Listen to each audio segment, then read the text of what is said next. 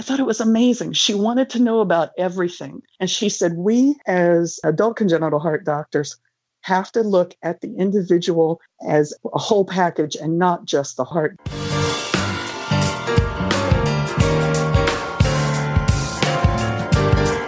Welcome to Heart to Heart with Anna. I am Anna Jaworski and the host of your program. We're happy that you're here with us today. I want to start this episode by giving a shout out to Nancy Jensen. Nancy Jensen is the producer of Heart to Heart with Michael, and she has become a patron of the Hug Podcast Network. Heart to Heart with Anna and Heart to Heart with Michael are the two podcasts that are part of the Hug Podcast Network. Thank you, Nancy, for becoming part of our team. And another shout out to our newest patron, Vicki Lucas. Thank you, Vicki, for joining us at the Defender level. I really appreciate your support. Today's show features a heart mom, and our episode is entitled The Changing Landscape of Care for Young Adults with Critical Congenital Heart Defects. Many of my faithful, longtime listeners will remember today's guest, Vicki Lucas. She was on our program in Season 10, and she talked to us about some special education transitions that many of our heart warriors go through. Vicki Lucas is mom to 3 young adult sons, Zach, Alex, and Ian. Vicki's son Alex was born with hypoplastic left heart syndrome. Vicki guided Alex through the transition of his educational, social, emotional, and medical needs, and is able to advise other parents in planning higher educational goals for their children. Vicki is certified in regular and special education. She taught special education for years before becoming a heart mom. She is currently active as a special education advocate, and she works for her local school district. She is here today to talk to us about Alex's changing needs as a heart warrior growing up with a critical congenital heart defect. Welcome back to Heart with Anna, Vicki. Oh, it's wonderful to be here. Thank you. Well, let's start first by talking about Alex's surgical history, just so that we can get a picture of a person with a critical congenital heart defect. Did he have the typical 3-stage Norwood-Fontan procedures? No, Alex did not. Alexander had the Blalock-Taussig shunt, which caused a revision since the shunt was 1 millimeter too small. And they debated and they actually argued and they took him back into surgery, emergency surgery, and installed a 1 millimeter larger shunt. Oh, my goodness. And the rest is history. Wow. That was the debate. That was the debate. Oh, my goodness. You would not think 1 millimeter would make that much difference. But with our heart kids, it can make a big difference. So he had the Norwood. He had a revision of his Norwood. Did he go on to have the bidirectional Glenn and the Fontan after that? He had the bidirectional Glenn or the hemifontan, and then he had a completion Fontan where fenestrations were placed during the course of the Fontan. Okay, so that is a fairly typical course of action for somebody with his heart defect. Right. Okay, so tell us about his medical history as he has been growing up. We know that a lot of kids with HLHS end up having arrhythmias. Has he been prone to arrhythmias or had any other problems? He really, cardiac-wise, has had a fairly uneventful childhood and teenage years. He had no known arrhythmias until he went on college study abroad this summer. Really? It never caused a problem that sent him to the hospital or made him feel woozy, dizzy to the degree of where he'd go, I'm so sick, I don't want to get up. He's really had an unremarkable medical history, other than we recently, in the last 7 months, had an episode with anesthesia because we never had to go under to that great degree. He never did. And he had a very significant event with anesthesia where it took him hours to come out of anesthesia. Wow. That's scary. And he had a cardiac anesthesiologist, a pediatric. So he still had an episode as an older adult, young adult. Mm-hmm. As a child, he had pleural effusion tubes, which we went to Children's Hospital of Philadelphia and handled things there, had a pediatric cardiac anesthesiologist and team on standby.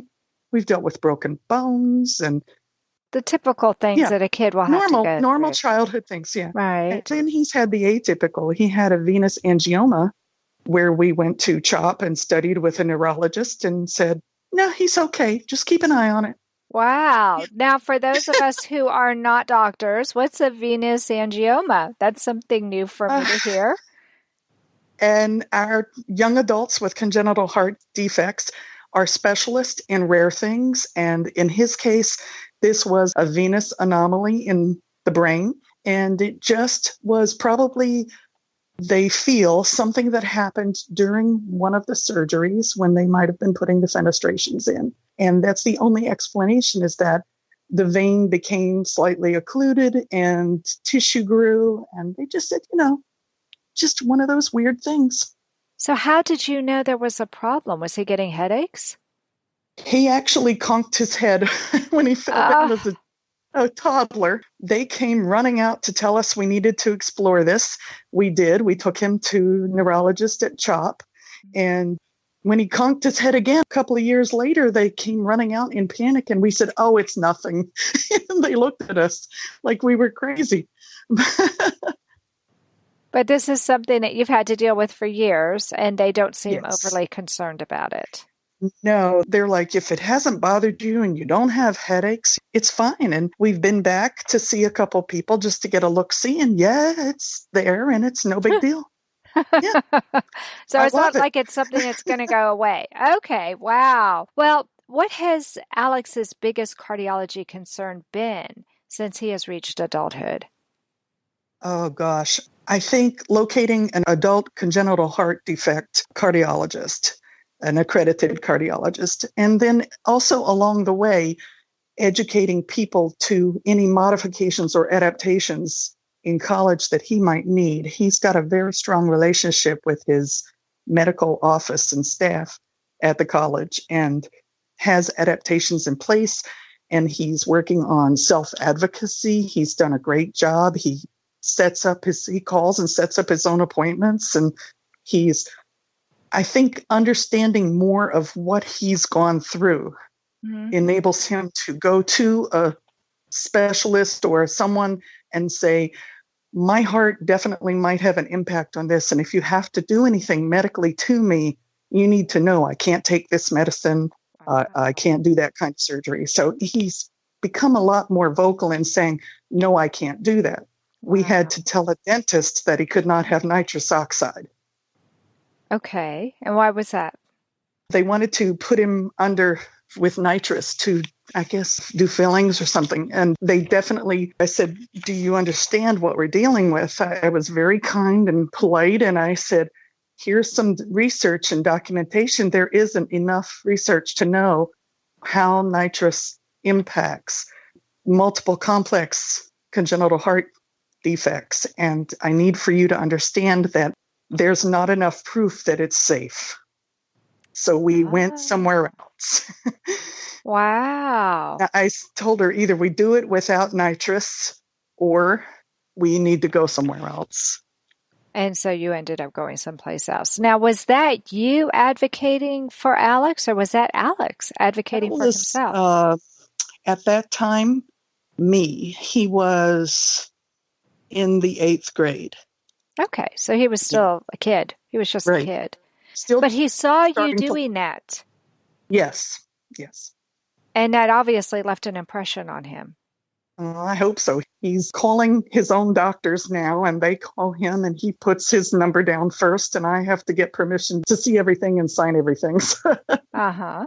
Which is great. Awesome. Yeah. Yes, that's where we want them to be. I mean, I think it's awesome that he wants you to still be involved because he knows that you're the historian of his heart history and that you know and love him. And it's always great to have an advocate there for you. It's always great to have another person there to listen in case you miss something or in case you have a question later. You can always turn to the person you brought with you to say, did I hear that right? Did they say they want me to double this or do that? And I mean, you'd like to think that you're attending to the doctor's every word and that you'll remember everything, but we're all human. So sometimes we get a little distracted or we're uncertain. So bringing another person, whether it's a parent, a spouse, a friend, makes a lot of sense. And the fact that he feels comfortable enough with you for you to be that person shows that the two of you have a very special relationship.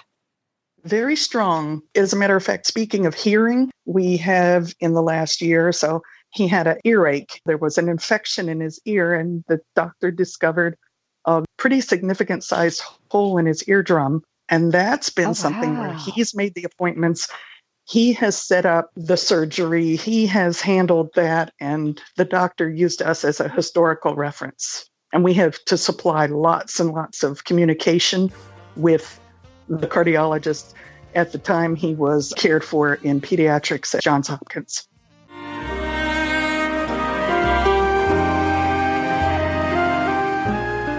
Home Tonight Forever by the Baby Blues Sound Collective.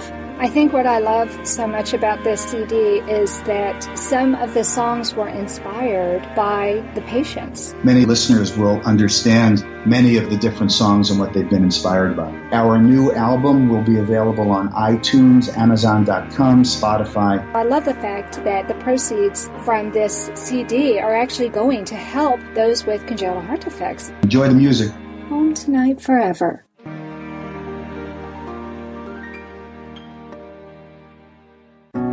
Texas Heart Institute were offering us a mechanical heart, and he said, "No, Dad, I've had enough. Give it to someone who's worthy." My father promised me a golden dress to twirl in. He held my hand and asked me where I wanted to go. Whatever strife or conflict that we experienced in our long career together was always healed by humor. Heart to Heart with Michael. Please join us every Thursday at noon Eastern as we talk with people from around the world who have experienced those most difficult moments. You are listening to Heart with Anna. If you have a question or comment that you would like addressed on our show, please send an email to Anna Jaworski at anna@hearttoheartwithanna.com. That's anna@hearttoheartwithanna.com. Now, back to Heart with Anna. Before the break, we were talking with Vicki about Alex's medical history, but during this segment, I want to focus on Alex's transition care, and especially the transition from pediatric cardiologist into a cardiologist who works with adults. So let's start with that. Tell us about that whole transition and what it entailed for you and Alex.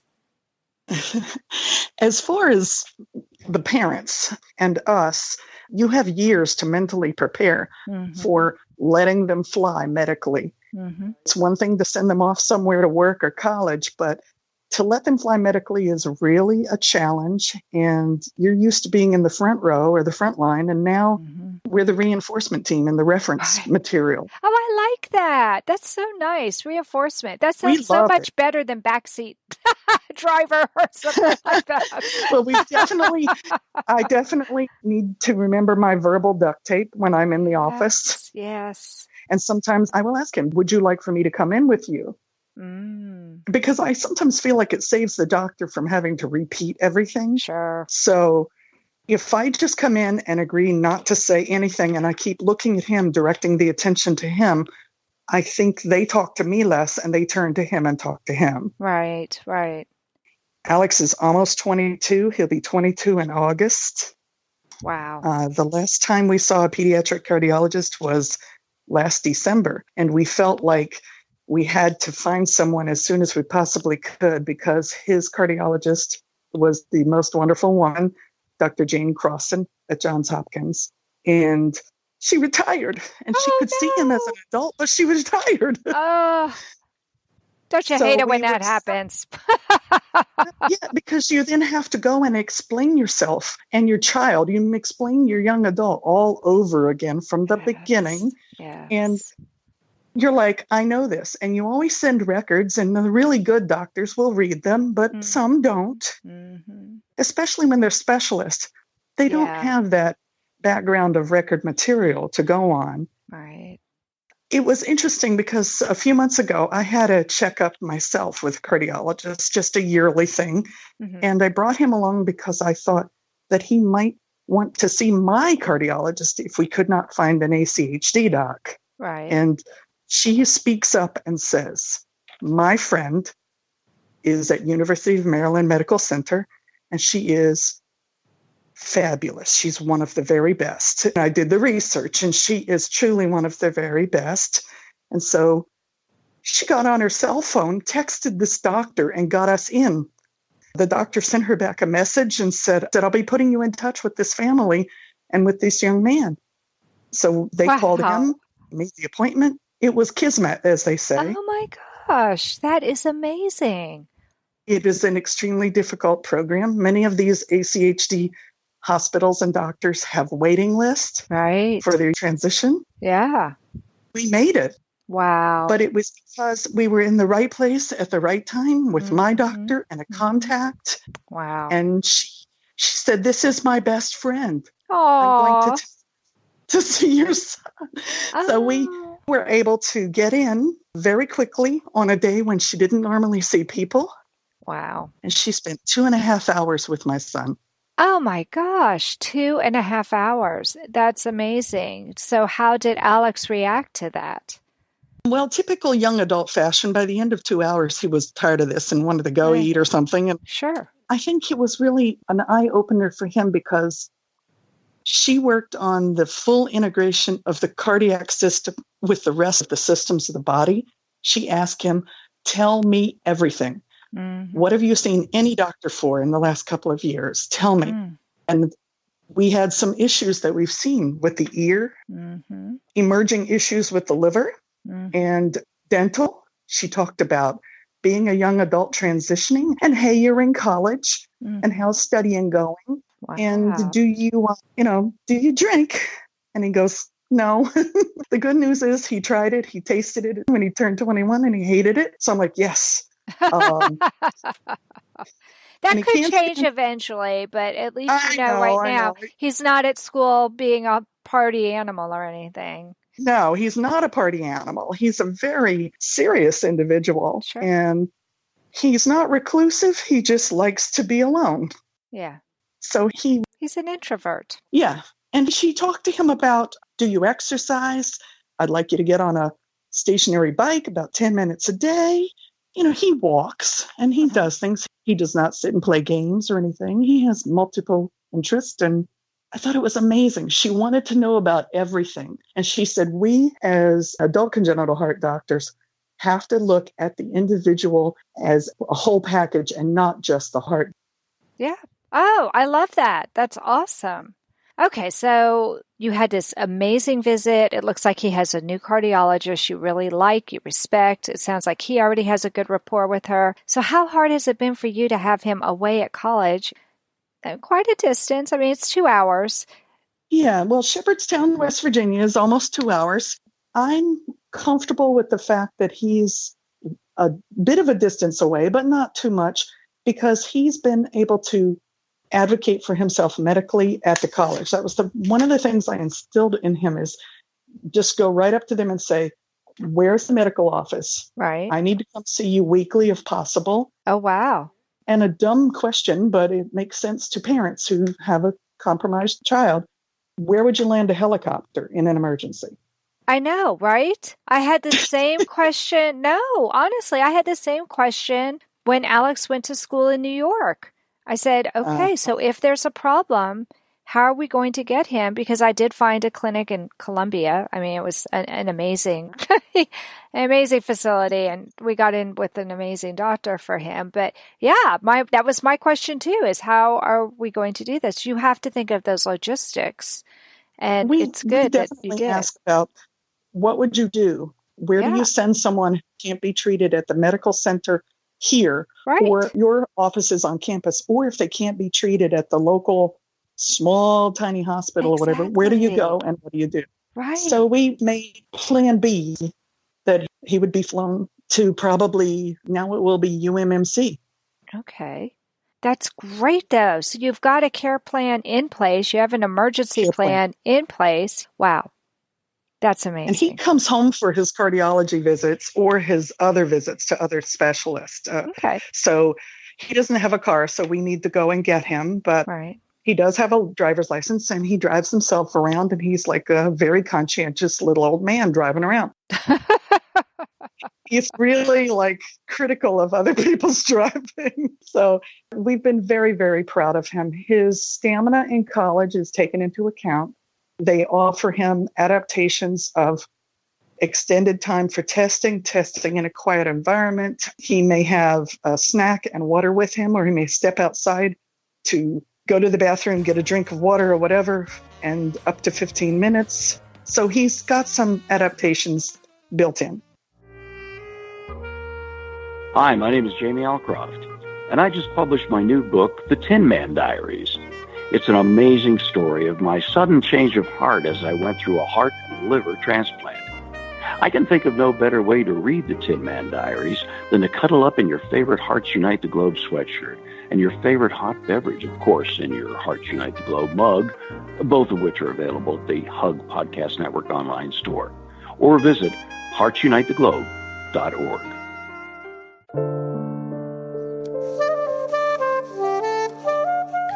Heart to Heart with Anna is a presentation of Hearts Unite the Globe and is part of the Hug Podcast Network. Hearts Unite the Globe is a non-profit organization devoted to providing resources to the congenital heart defect community to uplift, empower, and enrich the lives of our community members. If you would like access to free resources pertaining to the CHD community, please visit our website at www.congenitalheartdefects.com for information about CHD, the hospitals that treat children with CHD, summer camps for CHD survivors, and much, much more. Vicki, in this segment, I really want to talk about finding that right cardiologist for Alex and the new medical conditions that he is dealing with. What has been the biggest challenge of finding that pediatric cardiologist who specialized in working with adults with congenital heart defects? I would say the biggest issue was finding an accredited doctor, an ACHD doctor, taking care of transition and preparation, getting our materials, making sure they were together. We actually had a small folder of the summaries of the first 4 surgeries. Right. When we handed it to the doctor, it was almost like handing her gold. Yes. She was able to get all of his records from Johns Hopkins and his films and everything, but she could not get that stuff that we had. Those old original first-time records of surgeries are gold. Yes. They immediately read them and scanned them, and she asked countless questions about that. And they did an echocardiogram. No one ever took the time to clearly show me and him his fenestrations that were still there and open. So they talked about everything. It really was such a comprehensive visit. This tech showed us everything, and they turned the screen to him and showed him. Wow. It was so well done. But I think our biggest challenge is where to start. Where would we go? Yeah. Now we have resources. In the last 2.5 years or so, we've been able to access the increased resources through the ACHA that we were not able to find before. Right. And as we went to different events, we could get lists of hospitals that were accredited and doctors that were accredited. That makes such a huge difference. And for those listeners who aren't familiar with the ACHA, if you go to their website, it's achaheart.org, and it's the Adult Congenital Heart Association. Vicki is right. They've done a fabulous job of gathering information about accredited doctors and accredited hospitals, not just in the United States, but all over the world, which is really nice when our kids want to travel. Even Alex is thinking in the future, like, where do I want to live? He's so young. He's so wide open to where he wants to live. Sure. But he looks for an ACH hospital and doctors. Sure. He looks for that. Good and for I'm him. so proud of him for doing that. Yes, that shows progressive. You've done such a good job helping him to understand the seriousness of his condition, and that if he wants to have a healthy quality of life, then he needs to live in an area where he has easy access to a good hospital that will know what to do with him and not be freaked out if he comes in and has a broken bone or something which isn't related to his heart, but then they see his chest and they freak out. And that does happen. I hear about that happening all the time. So tell us about the new medical complications that Alex has had. You said something earlier about the liver. Tell us what's going on there. Well, I think the most prominent issue and difficulty that we've dealt with in the last 1.5 to 2 years is the rising presence of cardiogenic cirrhosis, the rigidity of the liver. He has not had a biopsy, but they are absolutely certain that he has cardiac cirrhosis. Okay. He's had several CTs. He's had ultrasounds, but most important, every 6 months, he gets complete blood work and he gets an MRI. We were disturbed by this news at first. We knew that there would be liver problems coming, but no one ever alluded to the rigidity of the liver. What we really focused on was he going to get protein-losing enteropathy, or PLE? Right. And the crazy thing is he was so fortunate not to have to deal with that all of these years. Some of our friends are not so fortunate. He never has had an issue with PLE. Yeah. His new cardiologist is very focused on addressing the pressures, very focused on addressing the flow of blood and the impact on the liver. And they actually started to talk to him about the distinct possibility of transplant and whether to do the single or the double. Wow. And that's a big thing for the doctor, the first doctor ever to utter the word in the room. And it didn't shake my world as much as I thought it would, because we've always thought that that was a possibility. Sure. How did Alex handle it when she said the word transplant? I think it went very well for him. Good. He did not break down. He did not get upset. If he wants to, I want him to research, and I want him to ask me, and I'll sit down with him and we'll go over that, because we need to face this as a distinct possibility. Sure. His liver, they are of the thought that it is better to do both. Wow. And as soon as we get a chance, he currently has a hepatologist with Johns Hopkins, whom we love. And his focus is to treat the patient. He has about 18 cardiac patients, and they are watching Alex's liver cells every 6 months for signs of cellular change in order to head off cancer. Good. As if we didn't have enough, right? I know, right? I think we have so much to deal with. So tell me what advice you would offer families who are in the same circumstance that you are. They have a young adult who is starting to be an advocate for himself, who maybe has found an adult certified pediatric cardiologist, so they know about ACHD conditions and possible consequences. What do you tell a parent who's in that situation to help them have their child have a good quality of life? I think the most important thing that we've dealt with is being upfront with him without saying, you can't do things and you're terminal. You can't lead a life like that. They have to have as much of a normal life as possible. And it's important that parents and caregivers and partners, wives, husbands, stay in touch and stay involved. It's not meddling. And if he, as a young adult, doesn't want me to come into that room with him at the doctor's, I won't do it. I'm going to ask him, what happened when you were in there? What did they say? Yep. And I also want to be his medical backup in case they can't reach him, they can reach me. Sure. The caregivers are the most important resource. We live with or know this person better than the physician would know them. So we can say, well, I don't think he's being totally truthful because I've seen him complain about his bellyache or something like that. Yeah, so exactly. It's really important. We have to make sure that the young adult educates themselves well enough to give a brief synopsis of their condition, their medicines, and their history. Get all their medical records together. Yeah. And his records are pretty consolidated, and he takes with him to college a folder that he can bring along with him to the doctor. That's great. You know, we were talking about new conditions and things that pop up. And I think the first thing that parents do is we joke and we go, oh, dear. Yeah, because we're always waiting for that other shoe to drop. And then it does. And then you think, oh, no, like I haven't had enough to deal with. Being medically informed for him and for us, and having wonderful friends and family and a heart community is so critical, because we need to provide parents and young adults and caregivers with information that is realistic and accurate and not supposition. It needs to be factual and not scary. Exactly. Because it's all scary. Yeah. But when you make it factual and you're very matter of fact about it, then you can move forward and prepare the best treatment plan possible. And I think Alex is a great example of somebody who's had a very strong advocate for a mom and learned to become a strong advocate for himself. So thank you for sharing all of that with us. You've been amazing. Thank you.